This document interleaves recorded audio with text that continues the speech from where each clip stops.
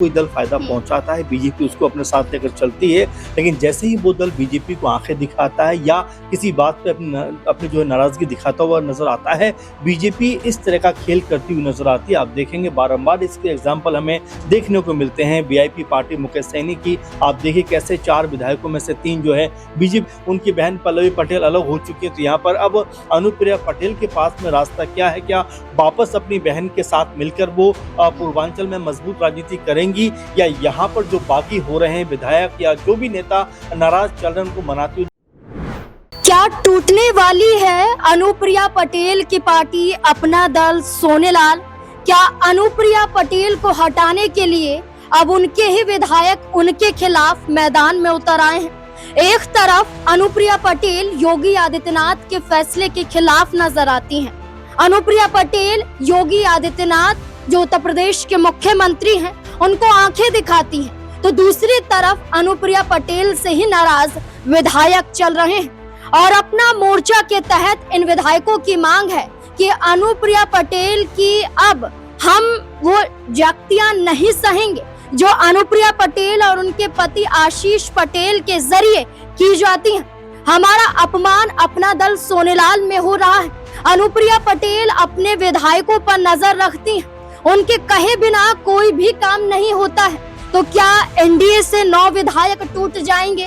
क्या अनुप्रिया पटेल को बड़ा झटका लगेगा, या फिर अनुप्रिया पटेल योगी आदित्यनाथ से आंखें दिखाने के बजाय मदद मांगती हुई अब नजर आ सकती हैं, या फिर भारतीय जनता पार्टी को ही छोड़ने के लिए मजबूर हो सकती हैं, उनका साथ छोड़ने के लिए मजबूर हो सकती हैं, गठबंधन तोड़ने के लिए मजबूर हो सकती हैं? क्योंकि जो विधायक हैं, इन 9 विधायकों का कहना है कि वो एनडीए के साथ तो हैं, लेकिन दिल्ली में केंद्रीय गृह मंत्री अमित शाह से मुलाकात के बाद एक बड़ा फैसला लेंगे। तो क्या इन विधायकों को कहीं और शिफ्ट करने की कोशिश की जा रही है? क्या अनुप्रिया पटेल को हटाने की साजिश है? और क्या अनुप्रिया पटेल को अब बड़ा फैसला लेना पड़ेगा? पहले योगी आदित्यनाथ के वो कौन से फैसले हैं जिस पर अनुप्रिया पटेल ने नाराजगी जताते हुए एक बड़ी चिट्ठी लिख डाली, एक बड़े आरोप लगा दिए? क्या कुछ कहा जा रहा है, देखिए यहाँ पर लिखा, यूपी सरकार के इस फैसले से नाराज हुआ अपना दल सीएम योगी को लिखी चिट्ठी और मांग की है। क्या मांग की है? उत्तर प्रदेश में एनडीए की सहयोगी और केंद्रीय मंत्री अनुप्रिया पटेल ने पार्टी विरोधी गतिविधियों के आरोपों में कुछ सदस्यों को अपना दल सोनेलाल पार्टी से निष्कासित कर दिया था।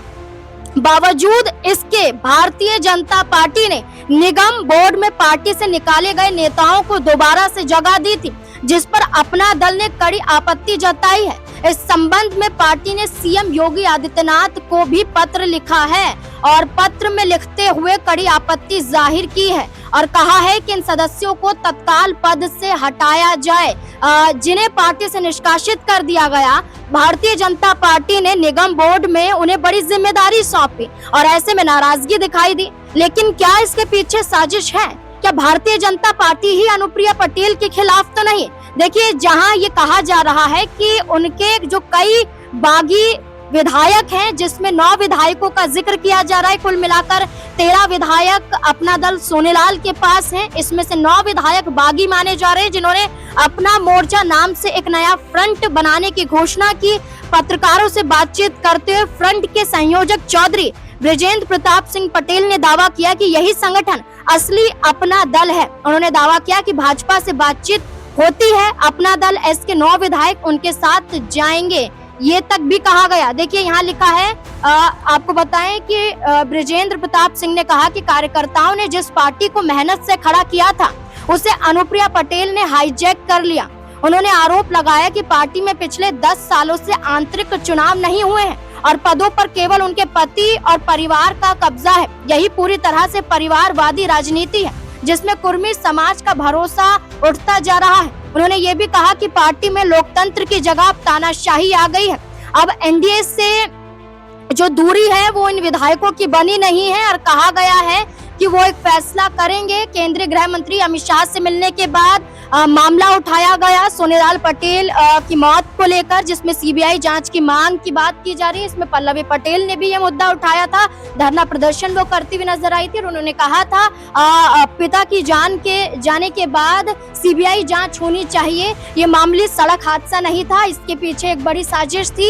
ये तमाम आरोप लगाते हुए धरना प्रदर्शन पल्लवी पटेल ने किया था। लेकिन अब अनुप्रिया पटेल के विधायक भी सीबीआई जांच की मांग कर रहे हैं, जो बागी दिखाई दे रहे हैं। तो क्या अनुप्रिया पटेल को हटाने की साजिश है या फिर भारतीय जनता पार्टी के जरिए कोई और बड़ी रणनीति बनाई जा रही है? क्योंकि तमाम उलझने हैं, क्योंकि जो विधायक हैं अपना दल सोनेलाल के हैं, 9 विधायक हैं, लेकिन भारतीय जनता पार्टी यानी कि केंद्र नेतृत्व को समर्थन भी दे रहे हैं और अनुप्रिया पटेल ने नाराजगी भी जाहिर की है और ये कहा है कि पार्टी में फूट डालने की कोशिश की जा रही है। तो अब क्या कदम अनुप्रिया पटेल उठाती हुई नजर आएंगी? कई सवाल हैं, सवालों के जवाब लेंगे। मेरे साथ मेरे वरिष्ठ सहयोगी अमन सर जुड़ चुके हैं। सर, इस पूरे मामले को कैसे देखते हैं? अनुप्रिया पटेल का भी बयान सामने आता है, विधायक साफ तौर पर नाराज दिखाई देते हैं, परिवारवाद का आरोप लगाते हैं।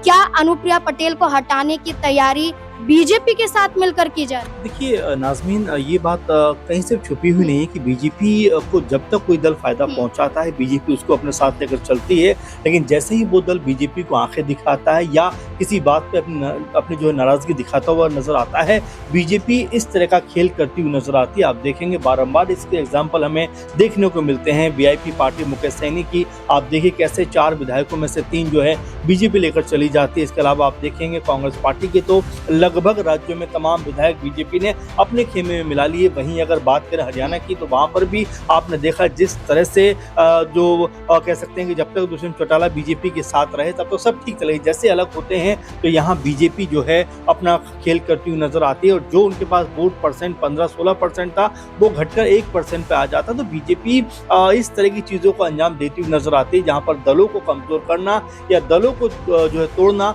उनकी पुरानी फितरत रही है। इसी तर्ज पर देखा जा रहा है क्योंकि अनुप्रिया पटेल ने कई ऐसे मामले रहे हैं जिसके ऊपर अपनी असहमति दर्ज की है।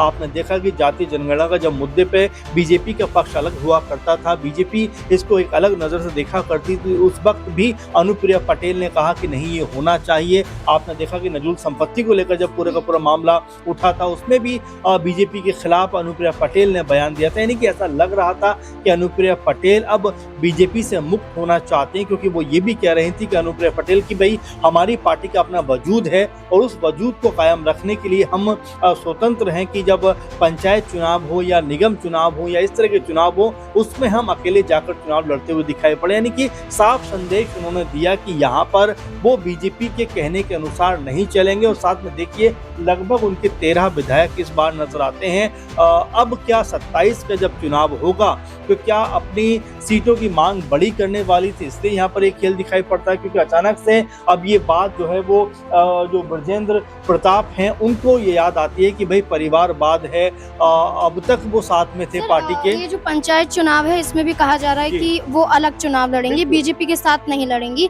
तो क्या उनके विधायकों को बीजेपी अपने खेमे में करना चाहती है, क्योंकि यही आपने भी कहा, लेकिन अनुप्रिया पटेल के पास अब रास्ता क्या होगा?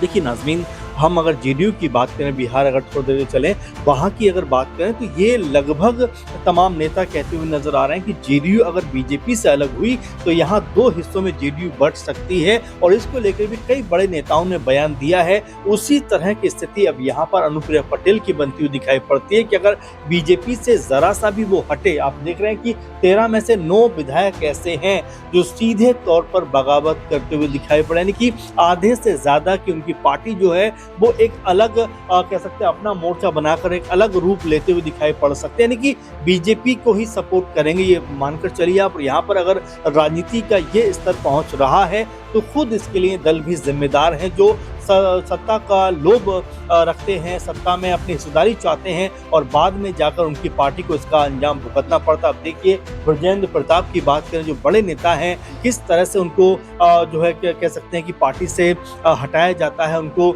ये भी कहा जाता है कि बीजेपी जो है उनके तमाम हटाए हुए नेताओं को कई अहम पदों की जिम्मेदारी सौंप रही है, कि अपना दल को कहीं ना कहीं मजबूर करने का प्रयास किया जा रहा है। ये अनुप्रिया पटेल का कहना है और जो पूरे का पूरा प्रोसेस दिखाई पड़ता है नाजमीन, उससे ये लगता है कि अपना दल के लिए अपना अस्तित्व बचाना भी कह सकते हैं मुश्किल हो सकता है। आप देख रहे हैं पहले ही उनकी बहन पल्लवी पटेल अलग हो चुकी है, तो यहाँ पर अब अनुप्रिया पटेल के पास में रास्ता क्या है? क्या वापस अपनी बहन के साथ मिलकर वो पूर्वांचल में मजबूत राजनीति करेंगी, या यहाँ पर जो बाकी हो रहे हैं विधायक या जो भी नेता नाराज चल रहे हैं उनको मनाते हुए दिखाई पड़ेंगे? लेकिन फिलहाल आप ये मानकर चलिए कि अपना दल सोनेलाल का जो मजबूत एक कह सकते हैं कि जो नजर आता था पूरा का पूरा संगठन, वो कहीं ना कहीं अब दरकता हुआ दिखाई दे रहा है। बिल्कुल, भारतीय जनता पार्टी ही वजह बनी थी जब दोनों बहनों के बीच में दरार आई थी, परिवार में दरार आई थी और दो धड़ बन गए थे। यानी कि अपना दल सोनेलाल को छोड़कर पल्लवी पटेल ने अपनी मां के साथ मिलकर अपना दल कामेरावादी पार्टी का गठन किया,